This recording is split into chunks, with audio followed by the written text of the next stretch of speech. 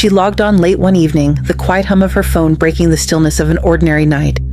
She wasn't searching for anything dramatic or life-changing, just a simple connection to soften the edges of loneliness. A conversation, a distraction, a moment of warmth. But within days, the man she believed could be her future asked her for something she never imagined. It started with sweet words about a shared life, about commitment, about building something lasting. But then came the request.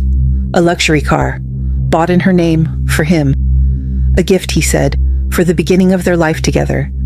And in the stillness of that moment, when she handed over her bank card, it wasn't the car that slipped away. It was her trust, her safety, and her financial security, quietly transferred into the hands of someone she had never truly met. This is Unmasked Scammers. Subscribe and stay tuned. Today's case is the $3 million romance scheme that fooled 22 Americans. The story begins in Houston, Texas.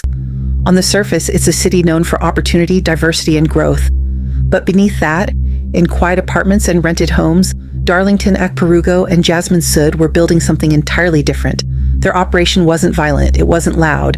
It was subtle, strategic, and devastatingly effective. It targeted people looking for companionship, safety, and emotional connection. Most of their victims were older Americans, men and women who were widowed, retired, newly divorced, or simply isolated. Many lived alone. Many had recently lost a spouse, and almost all had reached out online, hoping to find someone who cared. Instead, they walked into a carefully orchestrated structure built on lies. Akporugo and Sood relied on digital identities crafted to feel real. Their characters weren't extravagant. They were believable. A contractor working overseas, a widower rebuilding his life, a businessman planning to return home soon, an engineer stationed abroad due to a sudden project commitment. These personas were designed with precision, just interesting enough to be compelling, but not so complex that they raised suspicion. The first stage of the scam always began with warmth, a message sent at just the right moment, a thoughtful compliment, a question that made the victim feel seen, and then a rapid acceleration of emotional intimacy. They mirrored the victim's tone, their hopes, their loneliness. They adopted the same rhythm of communication, responding quickly, consistently, and with empathy. For someone who had been alone for a long time, that level of attention felt like relief. Red flags appeared early, but subtly. Stories that didn't fully align, photos that looked professionally posed, excuses about why they couldn't video call, explanations about travel restrictions or sudden emergencies. But those concerns were drowned out by the intensity of affection. The scammers told victims exactly what they longed to hear. "I've never felt this connection before. I think you might be the one. I can see us building a life together." And slowly, boundaries dissolved. Once emotional trust was established, the manipulation deepened. The scammers shifted the narrative. Conversations became more personal. They talked about childhood memories, past losses, imagined futures. They used psychological anchoring, tying their identity to shared dreams, shared pain, shared hope. It created a bond that felt unique and irreplaceable. Then came the first request. Money was never the initial topic. Instead, it was a story.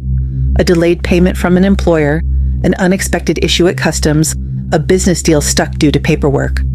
The sums at first were small, hundreds of dollars sent through wire transfers or mobile payment apps. And when a victim complied, something subtle happened. Guilt transformed into gratitude. The scammer praised them, thanked them, called them a blessing. Emotional reinforcement strengthened the victim's belief that they were helping someone who cared deeply for them. That's when the escalation began. Larger requests followed, thousands at a time. Some victims were persuaded to wire money overseas. Others were asked to purchase expensive electronics, gold, or luxury goods. In more extreme cases, victims were convinced to buy vehicles or lease homes that the scammers would later occupy themselves. These weren't random demands. They were strategic, designed to test how far trust could be stretched. One widow in her late 60s became deeply attached to the persona created for her. She had lost her husband after 40 years of marriage and had spent months struggling with silence. When this online partner appeared, gentle, attentive, supportive, she felt a light she thought she had lost. Over months, she sent more than $200,000, believing she was helping him finalize an overseas investment so he could return home. When she finally pressed to meet him, the tone shifted. Replies slowed, promises became vague, and eventually the messages stopped entirely. By the time she understood what had happened, her savings were gone. The grief she felt afterward wasn't just financial, it was personal. She had lost the possibility of companionship twice. Another victim, a retired man in his early 70s, believed he was preparing for a life with a woman he considered his future wife.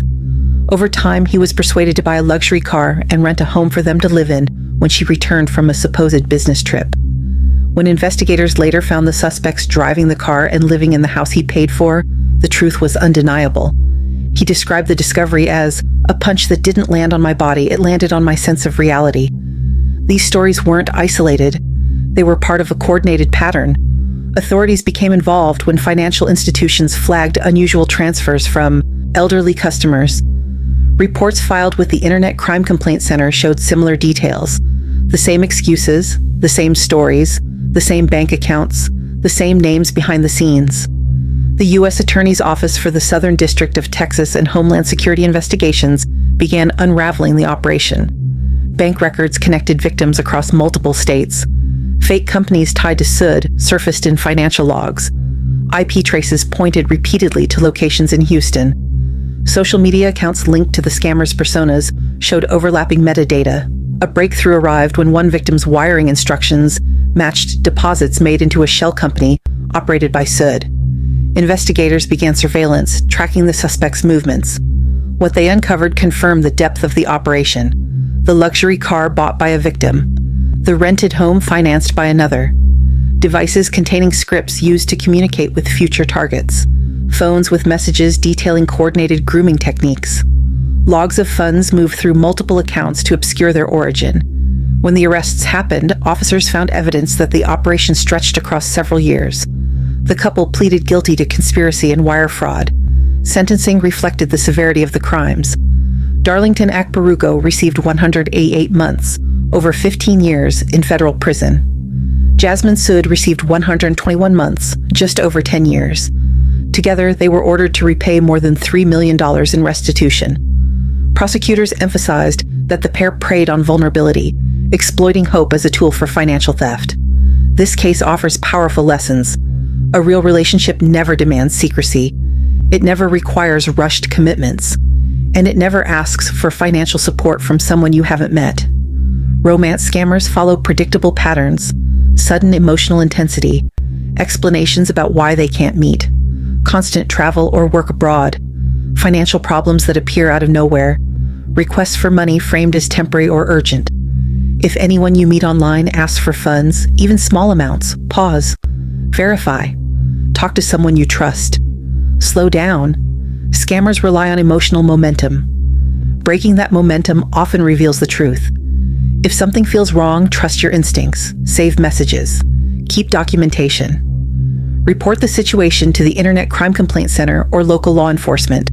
You are not alone and you are not at fault. Scammers specialize in emotional manipulation. Their skill is deception, not love. Romance should add safety, comfort, and connection, not risk, secrecy, or financial loss.